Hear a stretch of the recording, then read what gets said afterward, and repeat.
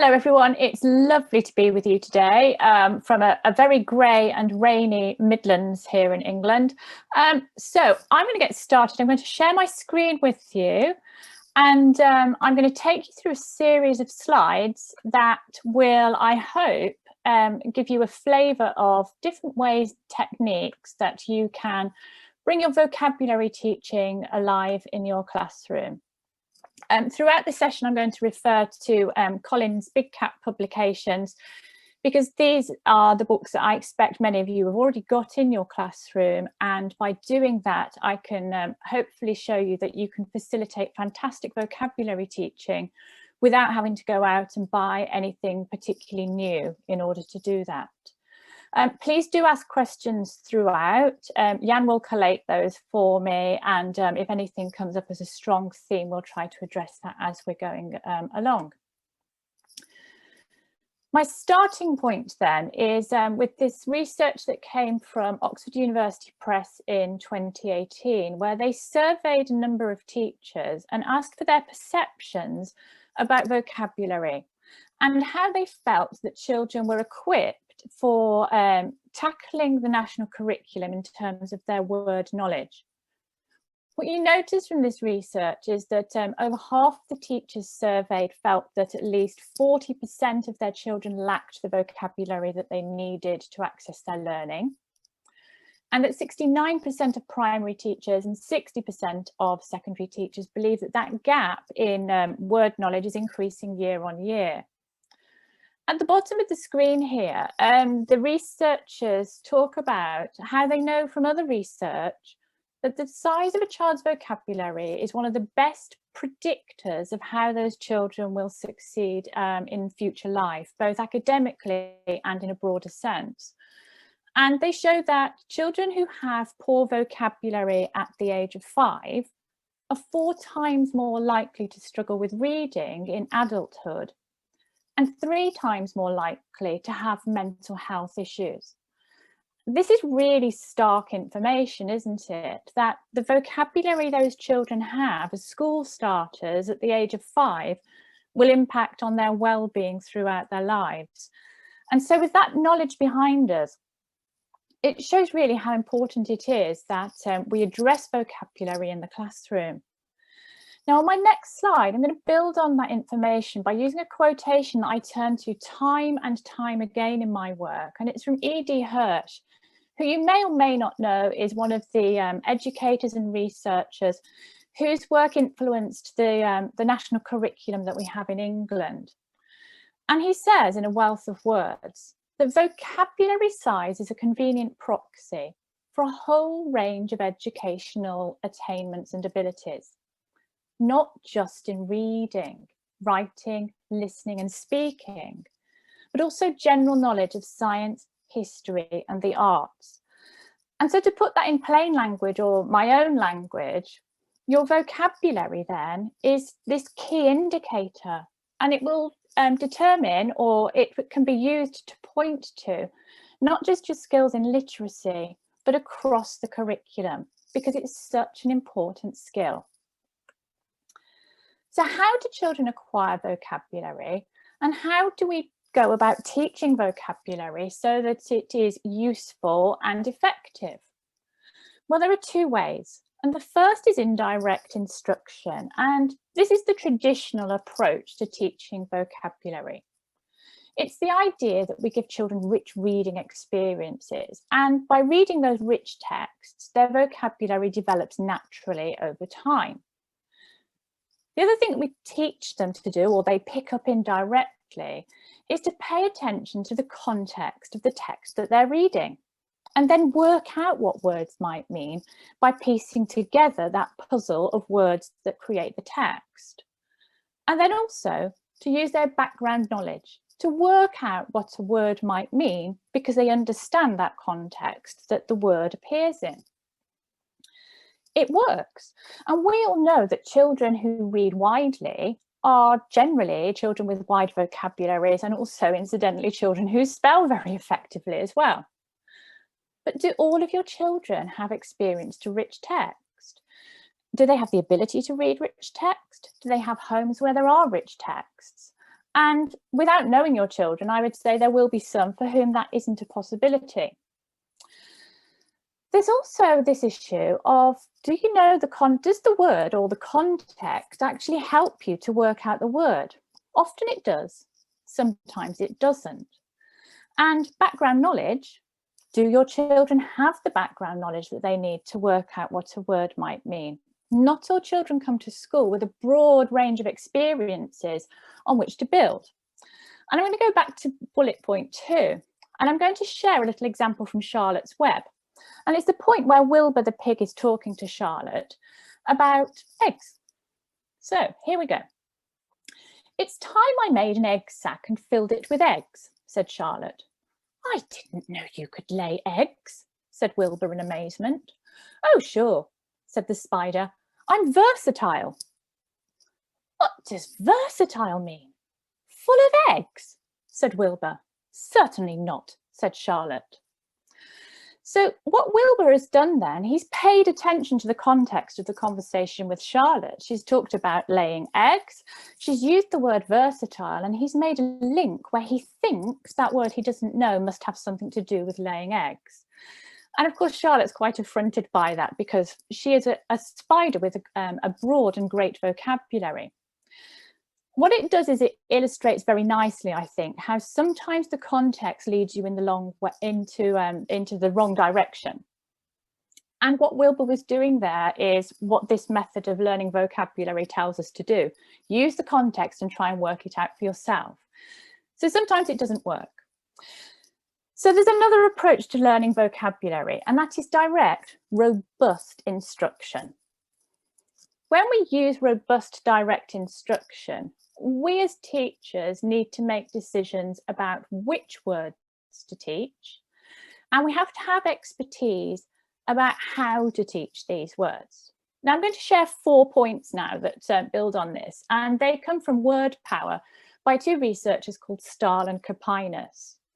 They talk about then how good vocabulary instruction helps children to gain ownerships of words. And so as a principle, we need to let the children feel they own the words, that they have not just been given them, but they are allowed to play, manipulate and build with those words. Good vocabulary instruction provides multiple exposures through rich and varied activities to meaningful information about the word. So it's not that children encounter a word once, but that we give them multiple opportunities to build up their knowledge with that word over time. They go on to say that good vocabulary instruction includes both definitional and contextual information about each word's meaning. We have to use the definitions. If we don't define the words, then we're not talking about what they mean. But you will know, and I'll use some examples later on, that sometimes some words just ever so slightly change their meaning dependent upon the context in which they appear. So we need to give that contextual information as well. And then their final point is that good vocabulary instruction involves children more actively in word learning. They can't be passive. They need to be active, they need to be involved in learning that uses their senses, and they need to talk about the words and build up some enthusiasm and some deeper knowledge of vocabulary through that activity. One of the most well-known approaches that's used now in the UK, in the USA, across the world is the tiered approach to language learning. This was developed by a researcher and educator called Isabel Beck with some colleagues, and it is a really useful way for choosing which words to teach, and also through their research they've given us advice about how to teach those words. They start from the premise that there are just so many words out there that we can't possibly teach them all. So we need to make some choices about which words will have most value to the children. They've divided language into 3 categories or tiers, tiers 1, 2 and 3. Tier 1 words then are the typical language of typical words of oral language. Children are likely to know them, so not need direct instruction on them. And they're usually quite everyday words. So things like table, happy, window, talk. They might be some of those words that if you're in an early years classroom, you're labelling the room with, but generally they're not words that you need to spend a lot of time on teaching children. I'm going to go right to the top now to tier 3.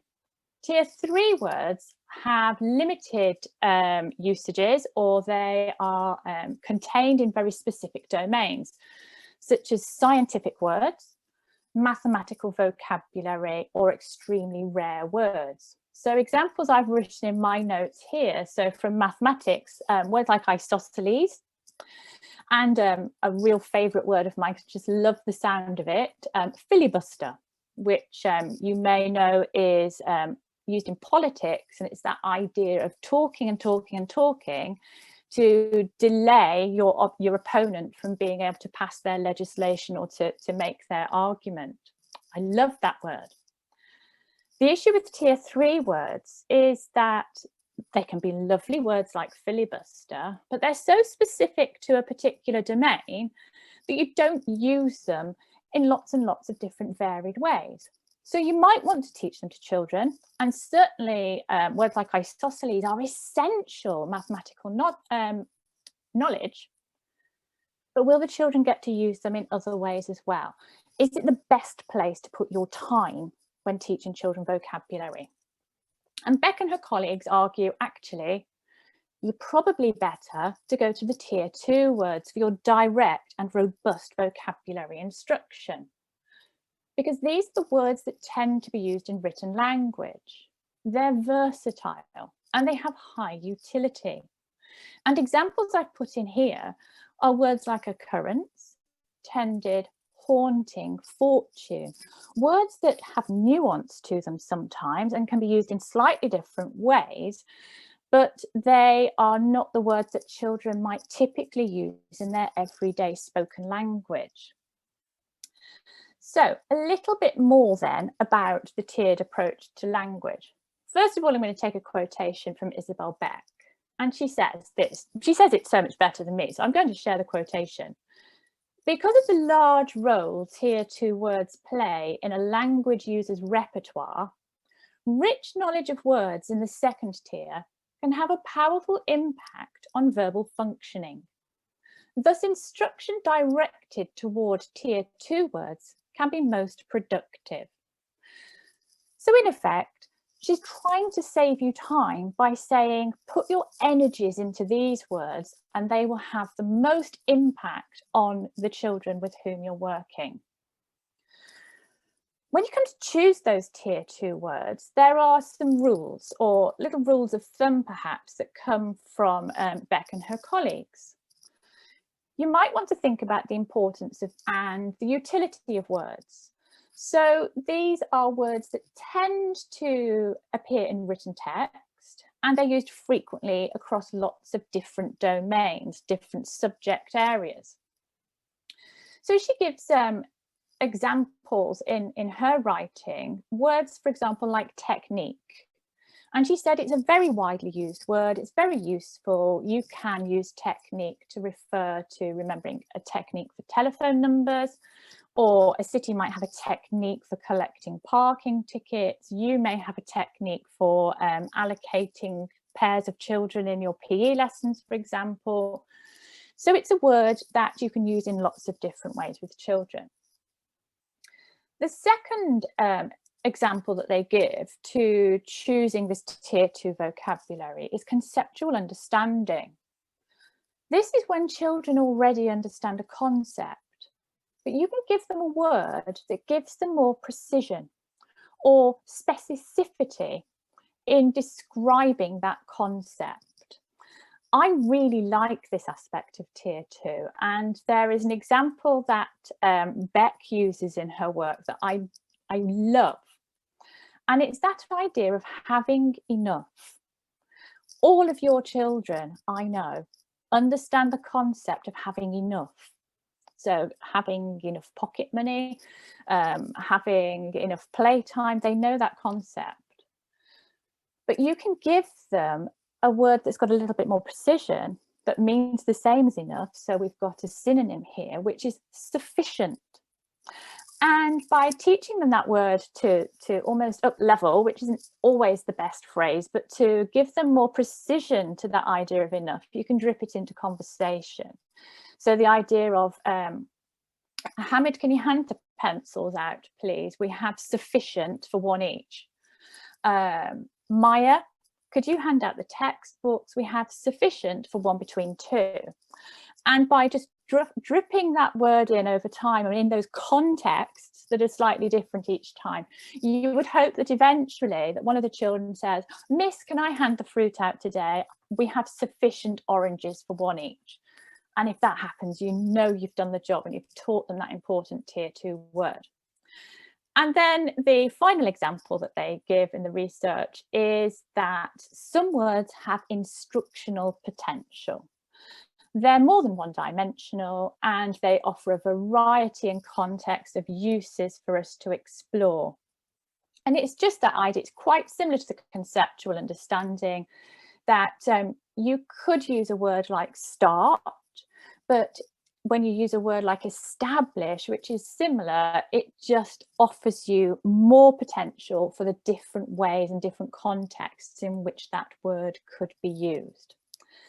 So that's a real whistle-stop tour to the background to choosing tier 2 words and why tier 2 is a particularly useful approach for teaching vocabulary with children in the primary school. The next thing I want to do then is to take a look at how we can teach vocabulary using the resources that we already have in school and curriculum time that we're already using in school as part of our reading time. So I'm going to start by taking a tiny little bit from Dick Whittington here, which is from the Big Cat range. It's a copper banded book, and my choice today, my reason for choosing copper is that it's right in the middle of the bands. It's the beginning of Key Stage 2 bands. And therefore, if I'm demonstrating with a book right from the middle of the primary age range, we should be able to see how this can be adapted down for children in Key Stage 1 and also up for children further into Key Stage 2. So that's my reasoning behind this. And also, I thought most of us would know the story of Dick Whittington. So there's a certain amount of familiarity that we would have with this text. The other thing to bear in mind today is because our text is aimed at children reading the copper band, where you'd expect them to be about 7 to 9 years of age. For us as adults, the vocabulary is not complex. But for children of that age range and that stage of reading, there will be vocabulary in here that they won't have firm, precise, deep understanding of. And so it's reading the text with those 7 to 9-year-old eyes that we're going to have to do today. So the first thing I'm going to do is I'm going to share a double page spread with you. And we are going to think about choosing vocabulary to teach with the children. We're going to teach it robustly, systematically, and we're going to try and use a tier 2 approach in order to teach that vocabulary. I would ordinarily, if I were with my class, use more than a double page spread, but we haven't got time today. So I've had to really squeeze as much out of this double page spread as I can. If I were using about half a text, which I probably would do in a lesson, I would be spreading my vocabulary across that text. So the first thing I'm going to do is I'm going to enlarge this and I'm going to read the text to you, just in case you're on a small device and you can't see it too clearly. So, Dick Whittington lived in a cold, damp cottage at the end of a long, muddy track. Each morning his boots sank into the mud as he fetched water from the well. Each day he worked in the fields until his body ached. Each night he tried to warm himself in front of his fire. How I wish I could change my luck, Dick said to himself. One day, an old woman came to the door selling trinkets. These were made in London, where everyone's rich and the streets are paved with gold, she told Dick. Surely I'll change my luck and make my fortune if I go there, Dick thought to himself. He decided to leave for London at once. Okay, so there is a typo in there and I spotted it, and I bet you did as well as I was reading. Now, what I'd like you to do is I'd like you to think about what I've just read to you, reread it if you have a large device and you can see that clearly on your screen, and just think, are there any words there that have utility, usefulness? There's a concept in there that I think the children need to know. Are there any there that you think would be worth focusing on for Tier 2 vocabulary learning? And if you can spot any, can you just pop them into the chat box and we'll just see what we think as a group. So I'm going to give you about half a minute to a minute just to do that for me now. Okay, and I'm going to sit back and watch.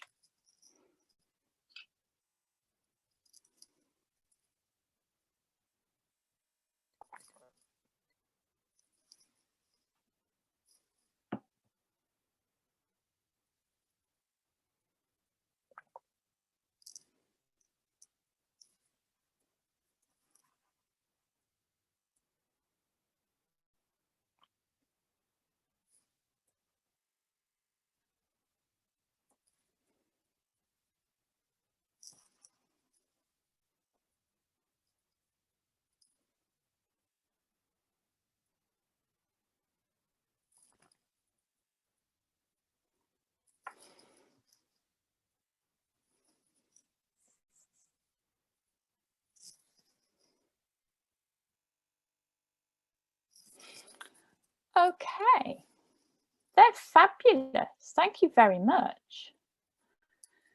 What I'm going to do then is, I feel like a television presenter now, is that I'm going to show you a screen that I prepared earlier where I tried to predict some of the words that you might bring to my attention. And you'll notice that we've got an awful lot of the same answers here. That shows you, doesn't it, actually, how we're on the same wavelength as professionals, in that we've got a sense of words that we might want to talk about with our children. Interestingly, so many of you offered fetched and I hadn't, and that's really interesting, isn't it? That maybe the children in your mind, the location in which you're teaching, maybe your children's English language use has led a number of you to think, actually, fetch, that's quite an unusual verb. It's past tense verb. Do my children know about it being a synonym of to collect or to get? So it's interesting that you've highlighted that and I haven't, but by and large, I think we've probably highlighted the same words here. Now, I've got to make some choices about what to teach. I can't teach all of these words in one lesson. I'm going to need to keep revisiting these words probably for the rest of the week so that the children have had those multiple exposures to them and they get some deep learning. So I'm going to have to take some and I'm going to have to reject some as well. I've got a little bit of thinking out loud that I did here as well on them. So let's see how we do. Right. So I like damp, and lots of you did as well. And I think it's one of those show not tell type of words, in that the cottage was damp because it hints at the poverty that that Dick is living in. So I think that's a really useful word. Look is repeated in this little bit of text we've got here. I also think that look, well, I know that look is quite an important theme within this text. So yeah, I think that's quite important. Paved. Some of you suggested this. Again, it's a slightly unusual word for talking about the covering of a sidewalk or a pavement or a path, for example. I think I can explain it really quickly. I can point outside the classroom window and say, you know, the path there and the stones we've got on top of it, that means paved. I don't think that I'm going to get multiple uses out of that word, so I'm probably not going to focus on it, even though, you know, they may not know it. Fortune, I think, is a really important theme in this text.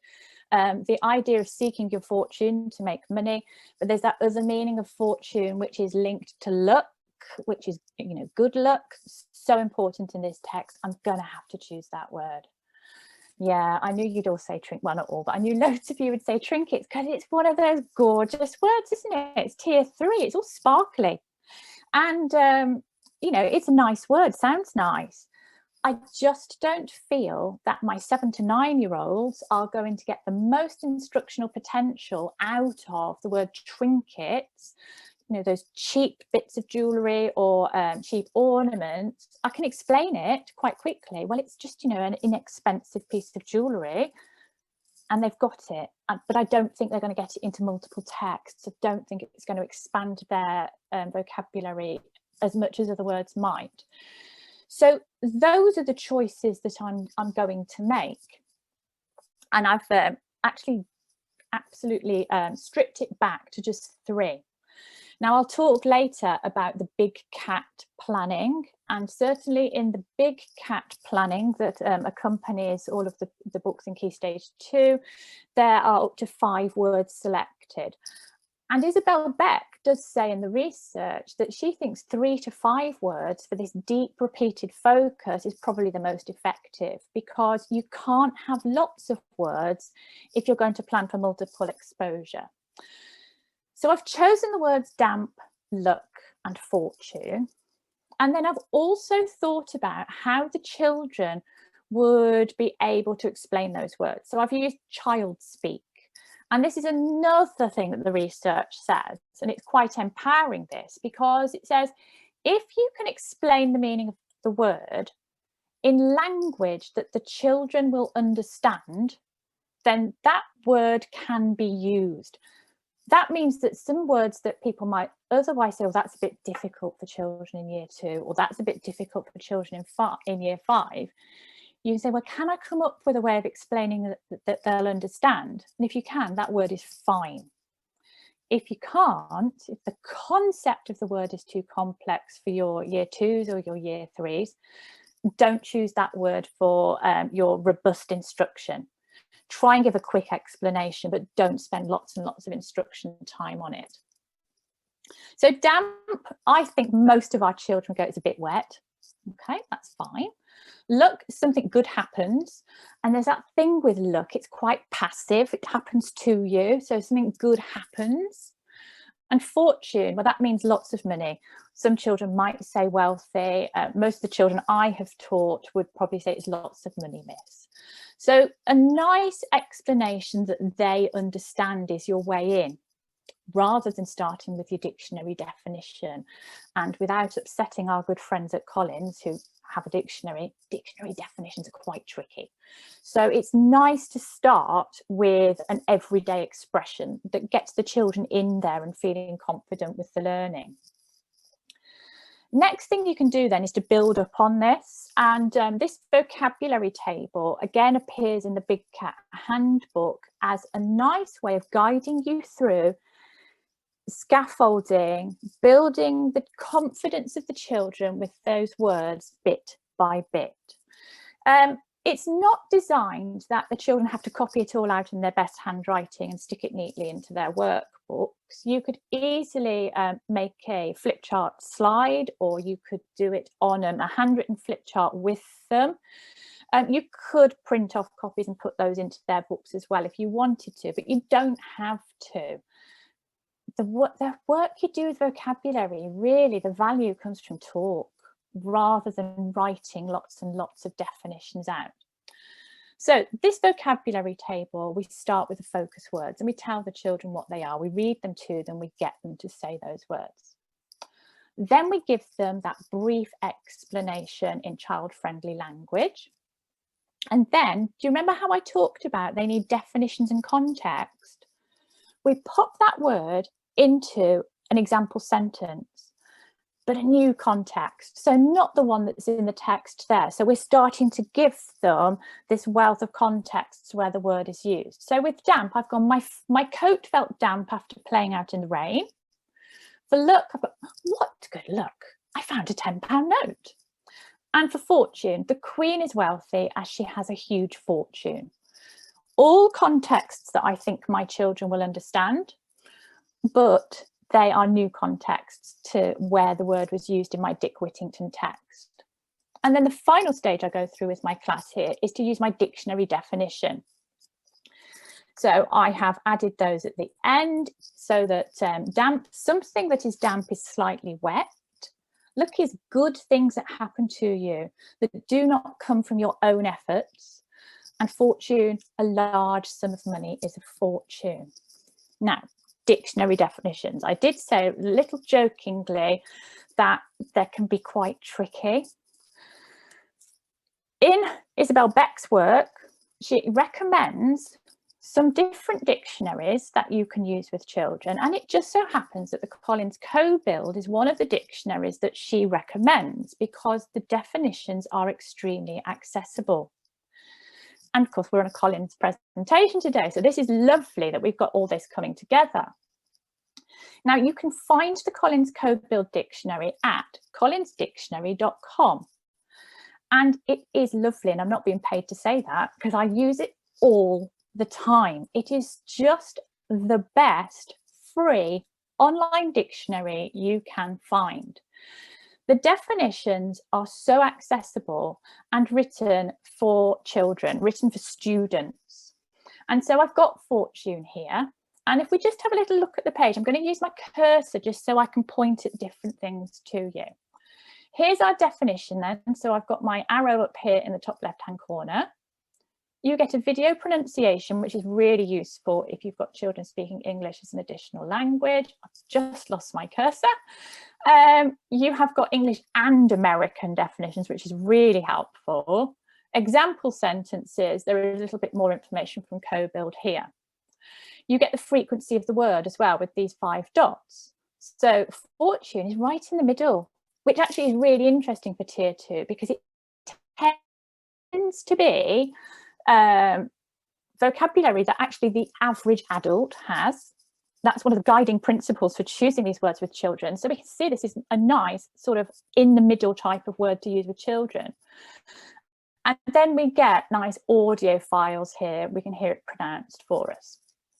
And then we get our definitions. So we've got, you can refer to a large sum of money as a fortune or a small fortune to emphasize how large it is. Someone who has a fortune has a very large amount of money, so slightly different definition to it there. And then we've got that shift. By the time we get to the third example here, fortune or good fortune is good luck.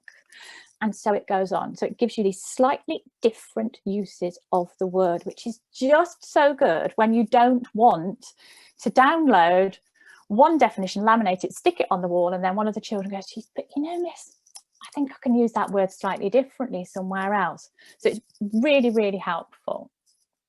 And what you'll also notice, I didn't point out here, you've got lots of synonyms as well, and it will click through. When you click on those, you'll then go through to the thesaurus as well. So really, really helpful. Now, we need to do some activities, I think, here. So we need multiple exposure. I've given you the word table approach, which you can build up, and then you need some activity so the children feel like they've got their hands on the words and they begin to get to know how you could use those words and what you'd use them for. This activity is used several times in the Big Cat Handbook. It's called word links. And the idea is that you take those words that you've been instructing the children on, that you've taken from the text, and you give them some scenarios, so some new contexts where those words could be used. And you hand it over to them like this. Now, I'm not going to do this one with you. We're going to do an activity in a few minutes. So I'm going to talk you through this one. I've got my words damp, luck and fortune, and each of those words links with one of the scenarios in the bottom right hand corner here. One of them is getting an extra day of holiday, a sack of gold, and a house with mouldy walls. So the children have got to decide through negotiation and conversation which word links with which scenario. And we're all quite smart here. We've linked those up quite quickly, although I bet some of you would say, oh, but that luck and fortune, I might have been able to swap around a little bit. So far, so useful. But this is the bit I really, really like, because in my classroom with my children, I would have my ear out and I would be listening really carefully to their justifications and their because statements, because it's when they justify how they have linked the word with the scenario that you get a sense of their depth of understanding of the word. And so I've just mocked some up here and said mold grows in damp conditions. And I've also put in there as well, actually, damp is sometimes used to describe the mold in houses. So it's an actual term. Luck, well, getting an extra day off holiday, I mean, that is luck, isn't it? It happened to you. So there's that passive nature of luck again.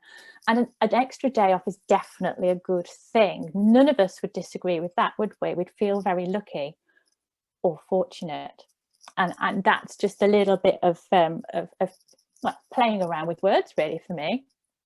And then fortune, this one has to be fortune rather than the previous one, because gold is worth a lot of money and it makes getting a sack of gold a fortune. It's so easy. You don't need to make lots of resources. There's not loads of laminating to be done here. It's a strategy that you teach to your children and you use sometimes to delve into the words. This is another activity that again appears in some of the Big Cat planning. It also appears in Bringing Words to Life by Beck and her colleagues. This one takes a little bit of brain work to set up. I promise you, it's worth it, but you do have to do a bit of thinking because you are providing the children with scenarios, but they can't be just black and white or yes or no. There needs to be a little bit of flexibility or shades of grey, because you need them to be able to negotiate their responses to it. So you give these out separately to them and you'd say, okay, which of these scenarios is damp, children? A t-shirt on the washing line that's dripping water, or a t-shirt on the washing line that's nearly dry? Now, I think that one's fairly easy, that it's going to be the one that's nearly dry, but you might get the children just talking about, well, how much, they could get really philosophical, how much water makes something wet compared to damp? I mean, I'd be so excited if they started having those conversations, because it really shows that they're getting into the nitty gritty of what the words might mean. We've got luck here as well. Which one of these scenarios is luck? Getting 10 out of 10 on your spelling test after practicing all week, or getting 10 out of 10 on your spelling test without practicing? And so it's getting into that idea of the sort of passivity of luck. It's also getting into the idea of effort. There's probably going to be some sort of debate about, well, Jojo on my table, she always gets 10 out of 10 and she doesn't do any work. But, you know, there could be some debate then about what really is luck. And which one is a fortune? And this one I quite like, actually. I would like to use this as a warm-up, I think, if I were working with a group of adults. So you can have this for your staff meeting if you need to do an icebreaker. Which one is a fortune? A rich person with a bag of diamonds, or a poor person with £100? And you get that sense then, don't you? You've got to get into the ethics and the morality and the empathy and be able to dig beneath. Well, which one of those is actually a fortune, depending upon, you know, where you sit in the world of wealth and so on. So whilst we can't do that in a forum like a webinar, if you are with a group of staff, if you want to replicate this in training, or if you want to have a go at doing it with your children, it really is a good talking activity where the more everyone talks, the more you get underneath the word and you really start to understand it quite deeply.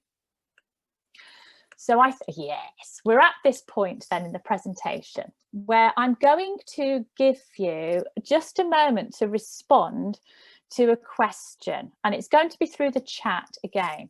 And this is another activity that is included in the Big Cat handbook in the vocabulary lessons that are there, and it's called Have You Ever?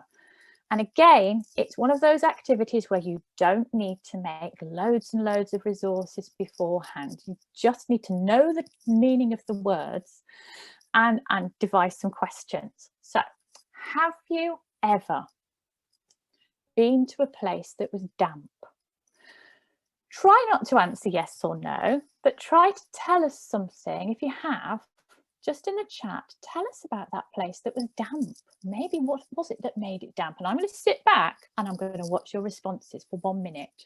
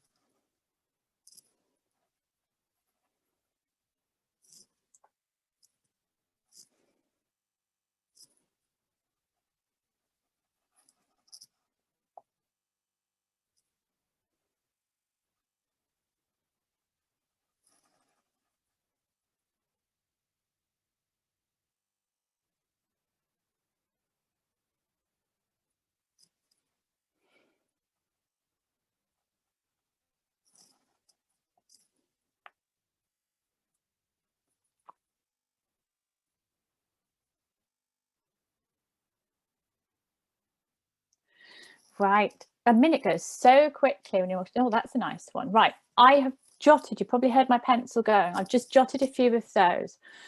Before I read them to you, what it did for me, just writing those, was it gave me that really glorious moment of saying and thinking to myself, gosh, we talked about they need multiple exposures to language. They need to know how those words work in lots of different contexts.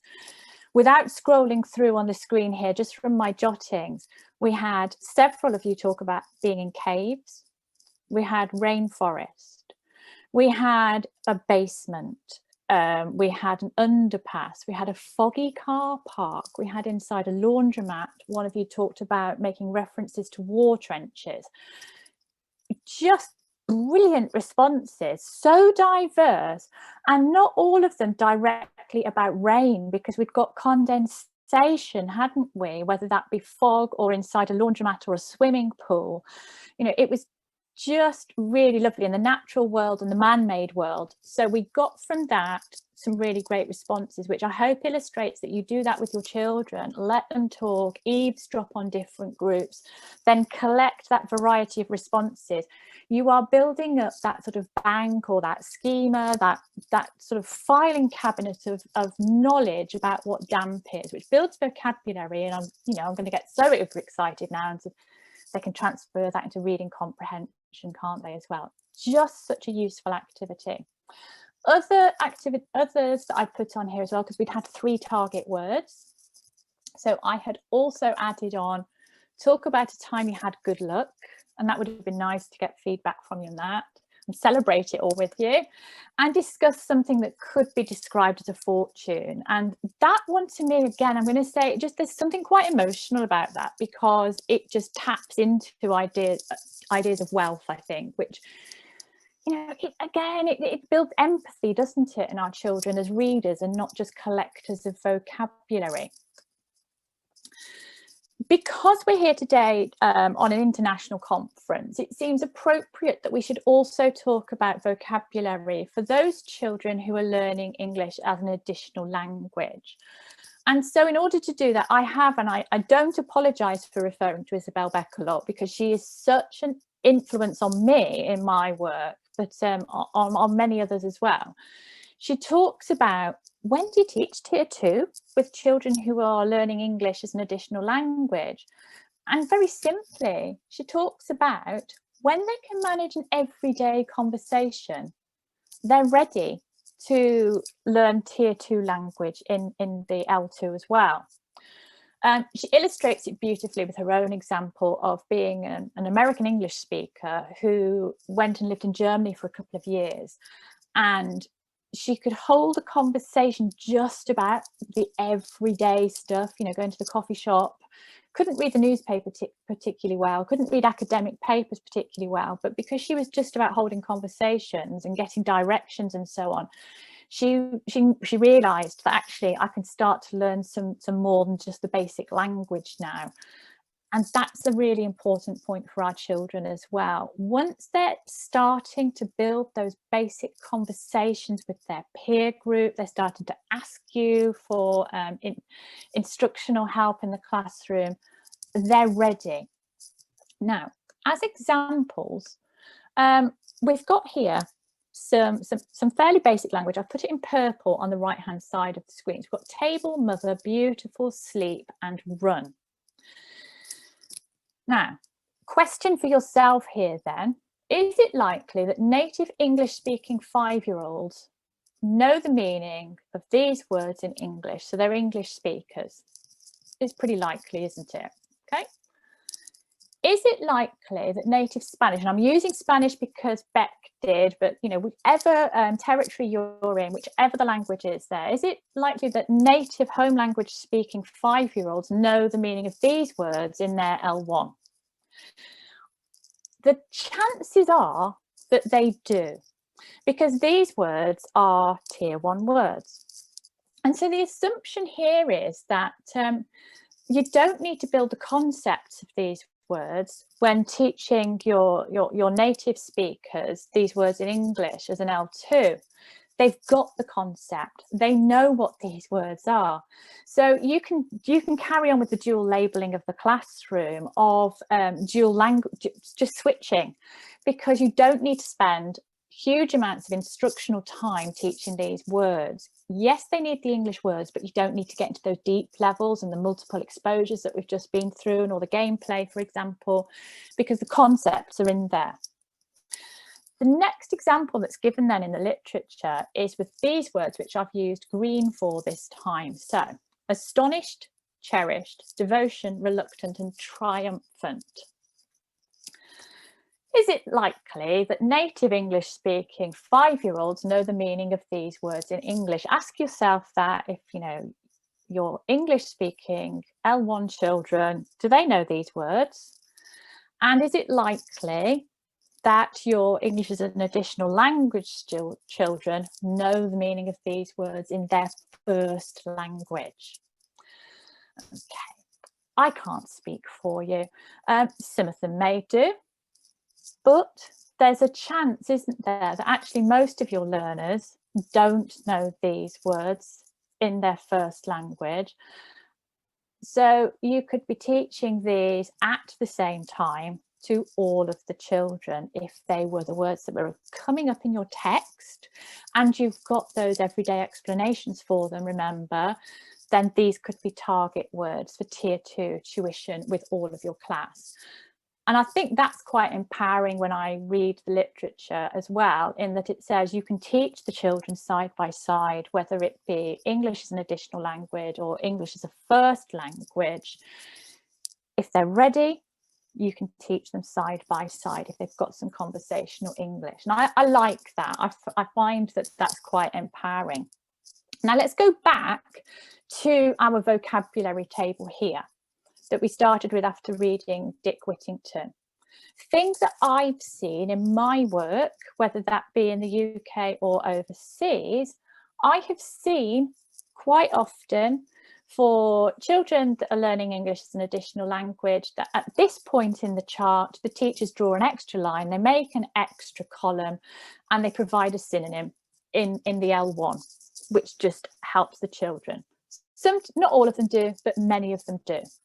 And then the other thing that I have seen as well, whether that be in the UK or overseas, is that in the brief explanation, the L1 is used there as well. So there's a flexibility to this because it's not nailed down. It's not a hard and fast rule.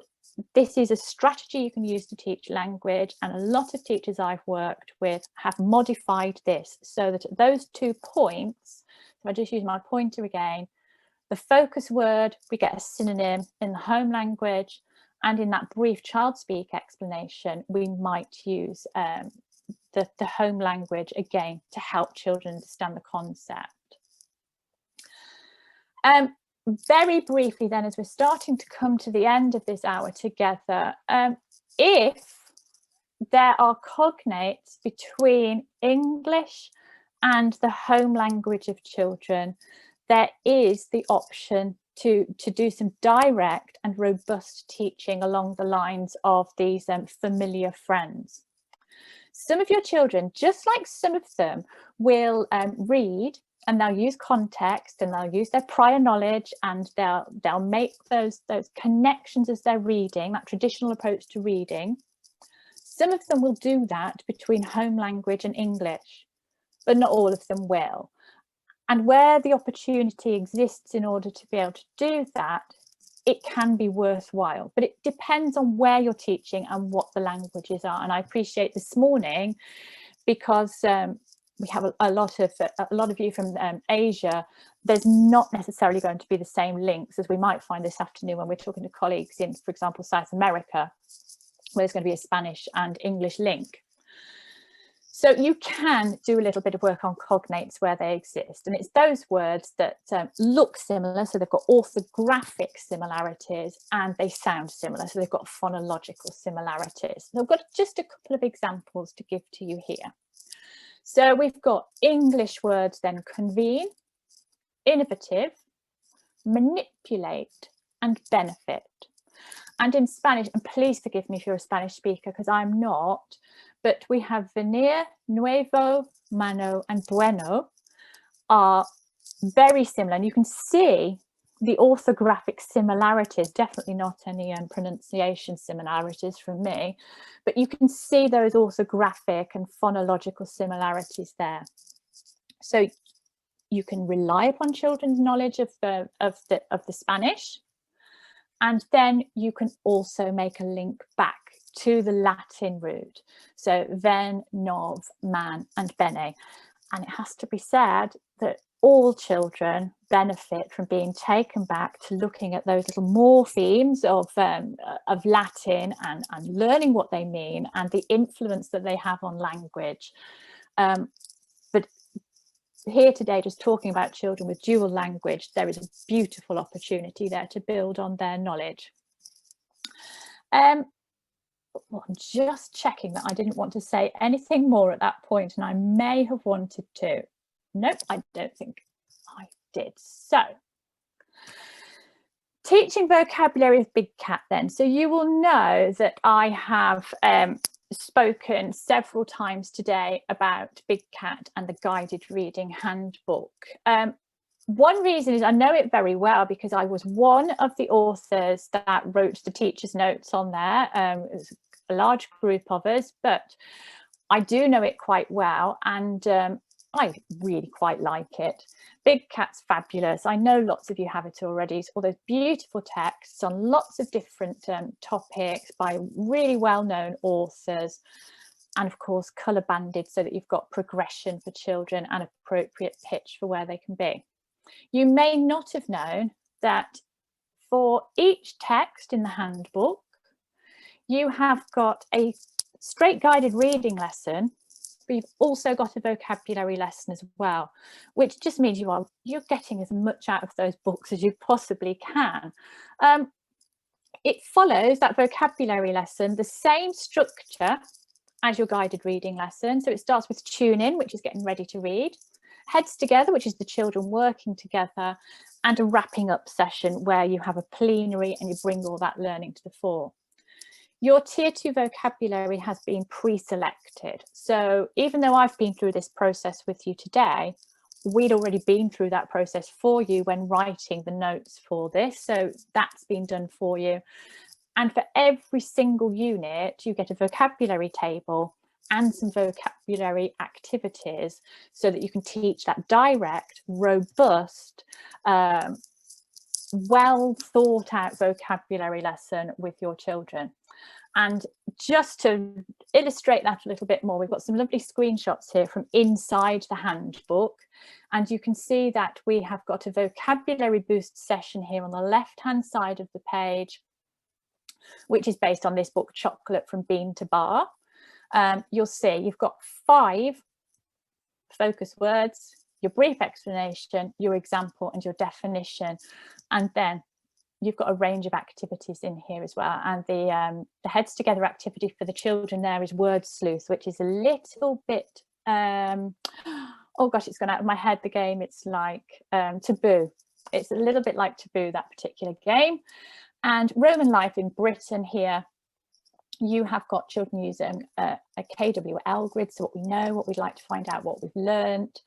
And then children have got words and they have got to be devising definitions and responses for each other, and they're trying to work out which word they're referring to. So really nice activities in there for you to pick up and go, really, with your teaching and learning. So I think it's at this point then that I need to pause and I need to see if anybody has got any questions that they would like me to address. Okay, so I think we've only got one question so far, but there has been a few in the chat box. So a few people have asked about this being an ebook or an e-version or accessing a PDF.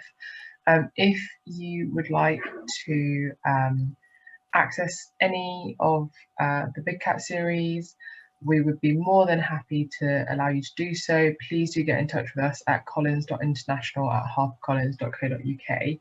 My colleague will drop it in the chat box there.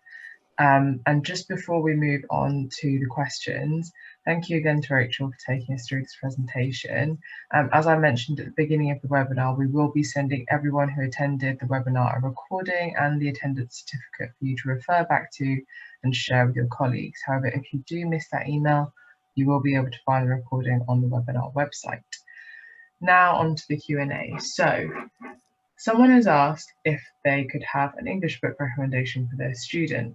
She's in 3rd grade of elementary school, around 8 or 9. She's brilliant, always asks for more and more on every single time they meet. I guess this is maybe quite a good way to recommend a band within Big Cat. If you could just take us through that, Rachel. So, yeah, thank you for the question. So, yeah, I think it's about text recommendation, isn't it? And knowing your texts.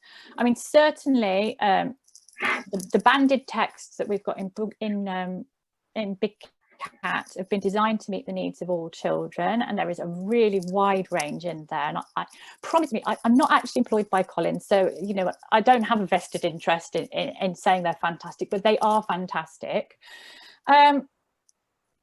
Without knowing the child, it's always difficult to make a recommendation, but there are plenty of online sources to look at. Look at the wider HarperCollins website as well for what we call trade books, which sometimes in school are called real books. Have a look on there, and if you are looking for a nice recommendation for children's books, have a look on lovereadingforkids.com. And that's full of recommendations for books based on genre, age, reading ability, interest level, and so on. And you should find something on there. And that actually is written by children's librarians. So you know that you're going to a good source for that. Amazing. Thank you so much. I'll just ask another question. So what do you think about using word of the day or word of the weeks within teaching? Oh, yeah. So I always want to see vocabulary getting attention. So I think that if you've got a word for the day or you've got a word for a week, fantastic. What I would urge you, though, is just check that you've chosen that word maybe based upon the text that you're using with the children. Maybe it links to the topic that you're learning at the moment. It's a word that is probably a tier 2 word that they're going to be able to use across a range of circumstances. Because I'll go back to me and filibuster. I love that word, and you might have noticed today I can talk quite a lot, but it's a gorgeous word. But how useful is that word for the children every day? So if you're going to have a word for the day, just think about its utility, its usefulness, its transferability, and then also think about multiple exposures so that the children get to use that word more than once.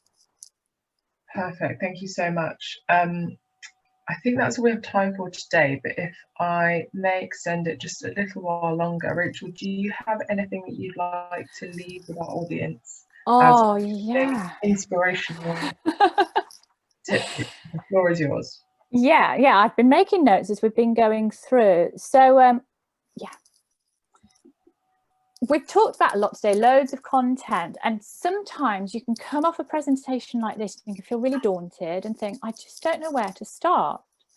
Now, the thing with vocabulary teaching is we haven't always taught vocabulary in this robust and direct way that we do now. I've been in education for 25 years, and I can tell you that 25 years ago, we were not doing as we are now. We didn't have the research to direct us. But what the research is showing us is that just a tiny bit of input from us now, just choosing one word a day, 3 words, and doing that focused input on them is going to make a difference, because there is sufficient evidence now in the research base to say that you can teach vocabulary, and that if you choose words with care and if you give children multiple exposures to them, you will improve their vocabulary. And you know that if you improve their vocabulary, you are going to improve their life chances, their reading comprehension, and their mental health. So just a little bit, if you only do one thing of today's presentation, you're going to make a difference. Amazing. What a positive note to end on. Thank you so much, Rachel. And thank you so much to everyone for attending. As I said, the follow-up email will include this recording as well as certificate of attendance. And if you have any queries or you'd like to ask your questions that we haven't got around to, please do email us at collins.international@harpercollins.co.uk. Thank you so much. Have a lovely rest of the week, and please bring all things that you've learned in this webinar to your teaching in the upcoming weeks and months. Thank you so much. Take care, everyone. Bye. Bye-bye.